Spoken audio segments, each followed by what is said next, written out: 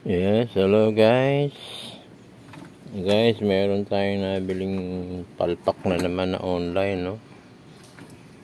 So, dalawa, buy one take one, parehong ayaw sumindi. So, bumili ko. Palpak naman, hindi sumisindi. So, ito, binuksan ko na yung isa. Para makita nyo yung loob, para mapabilis tayo, no? Hindi na magtagal. Nandiyan na rin yung diagram. So, testingin natin to.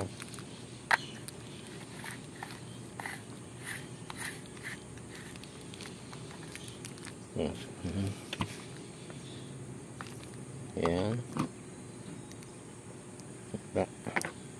On. Wala.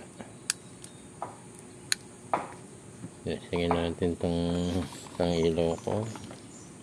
Ayan, para malaman niya may power yung sinaksakan natin. Ayan. So, isa lang saksakan yan. So, ito. On natin. Wala. Ganun din sa isa. Bunutin na natin.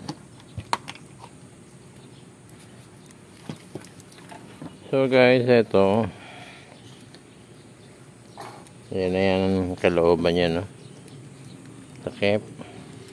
So, ito na siya. So, dalawang pula yung linya. Ito, itong line 1, no? Lalabas ko na itong line, ha? Ako ba?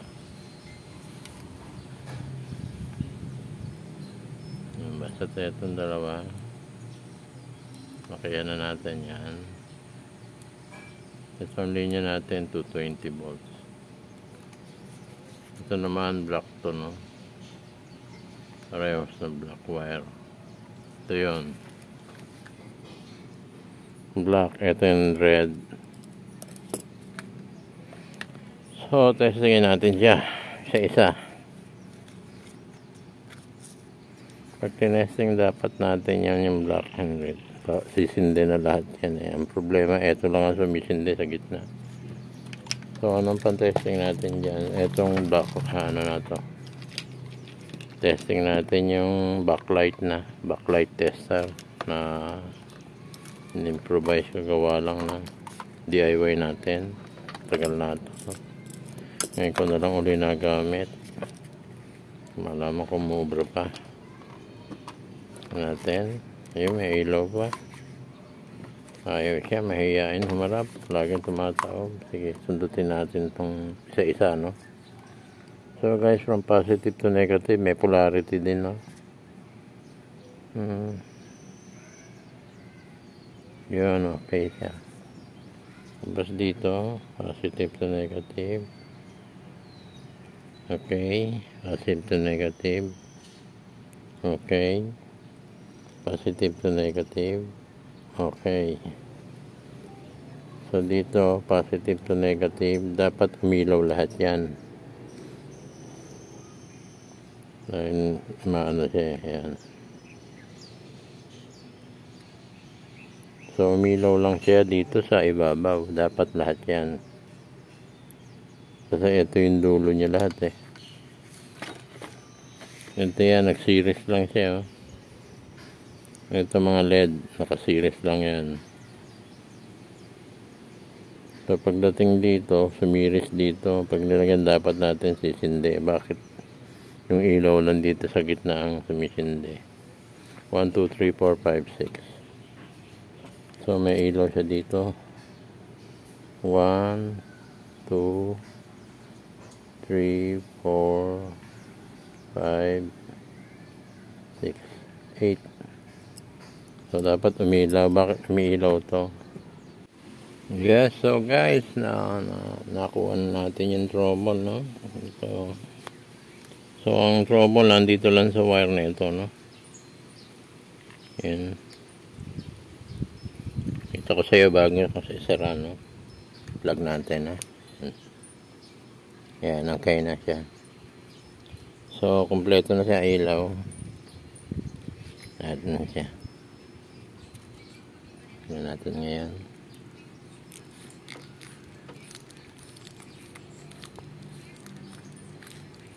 Hindi natin yung isa. Okay na rin siya.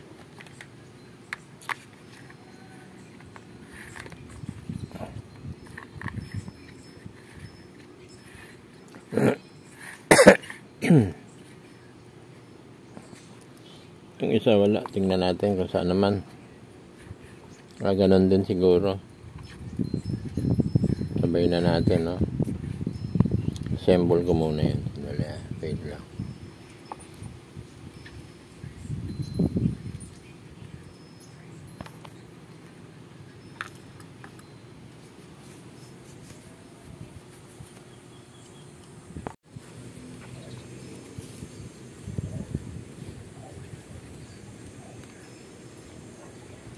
Sige, assemble na natin, no?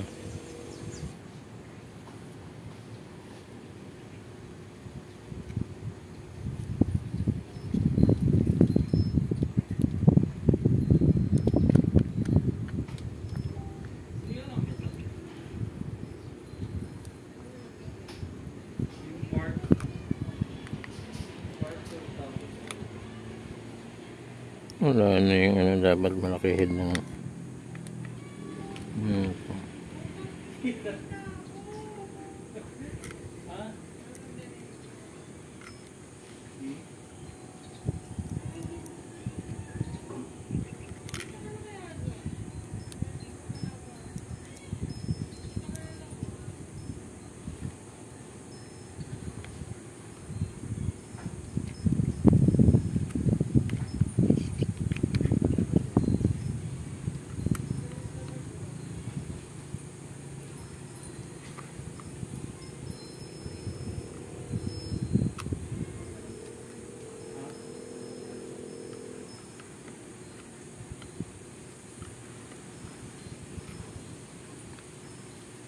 baksak na siya.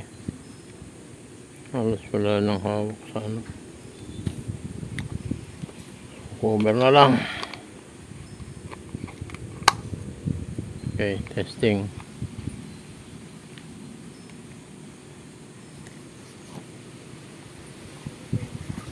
So ito, susunod natin testing. Walang ano, walang power na naman.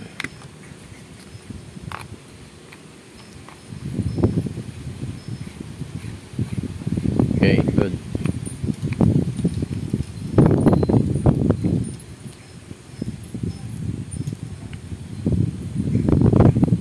Masyadong pero okay na yan. 1-0. Next natin tong isa. Very good.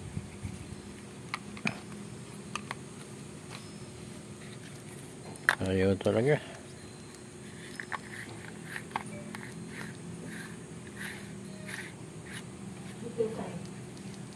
Wala.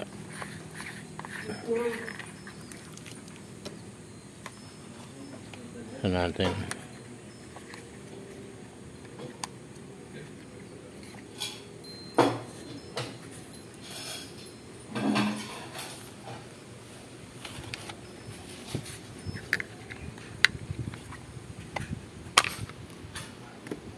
Okay.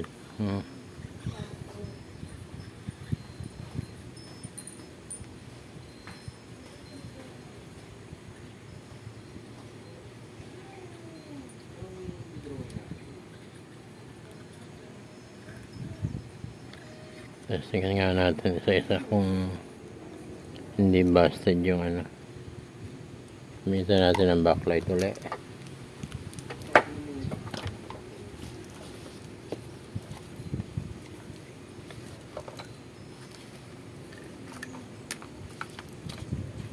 Light tester.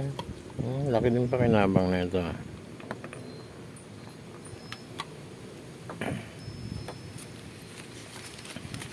Dumi ha. Pero dito na lang tayo mag-concentrate, puro tambak.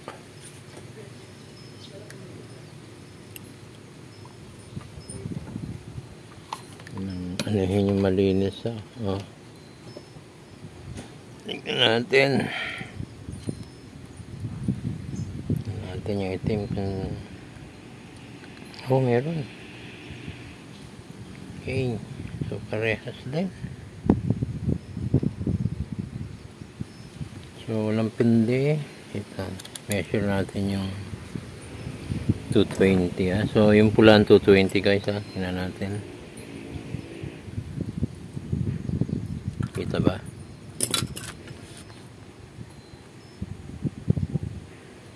Wala, nandun na naman ang problema. Hindi nga pala nakasaksak. Hindi, backlight nga pala yung inano ko. Sorry. Ito, lagyan natin ng power.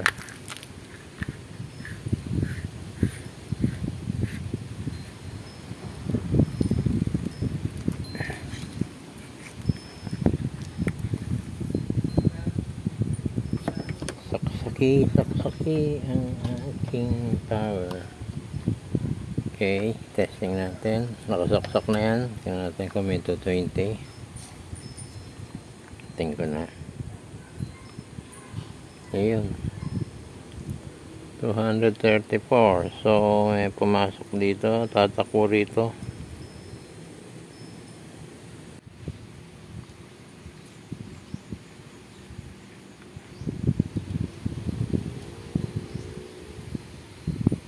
So guys, pakita ko yung trouble sa inyo, no. Itong IC nito walang output Malagay natin na yung pakita natin yung supply, no. Supply niya dito sa pula 220 volts line hanggang dito sa IC nito. Yan. Diyan tumakbo yung IC. Yung line nasa 234. Ngayon yung output niya DC supposed to be 225. Ayan, nagwa negative lang. So yung 225 niya binasi ko dun sa nagawa kong isa. So yan. So 5 volts lang, 0.5.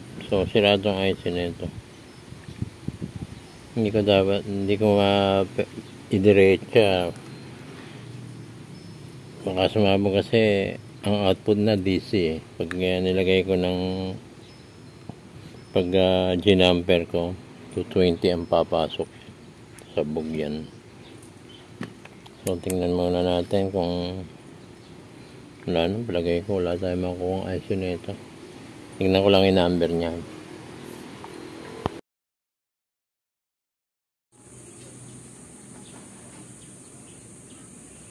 Yes, so guys, na-search ko sa no. So, ang pangalan na ito, surface mount glass passivated bridge rectifier, no. So, yung diagram pwedeng gawin Kaya lang nakita ko rin sa online mataas ang input and output nito, no. So, ang price niya nasa 77 to 130. 20 pieces na yun sa online. Mura lang naman to Buy one take one nga to. So, palagay ko hindi ko nabibili ng parts na i-dispose na lang. At least may gumana pang isa.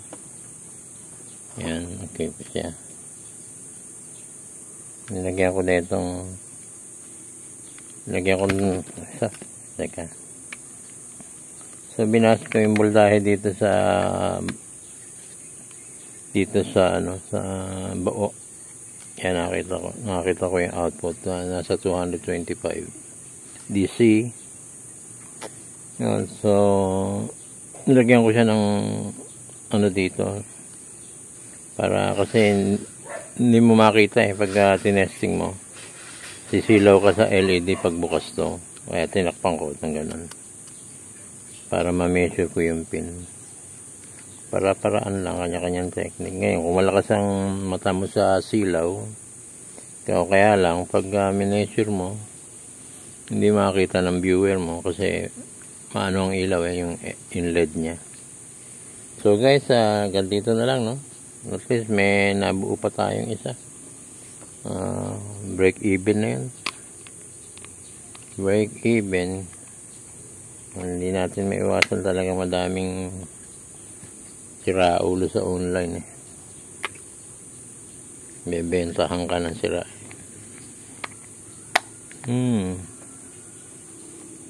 Okay. Thank you very much, guys. Thanks for viewing, and please subscribe.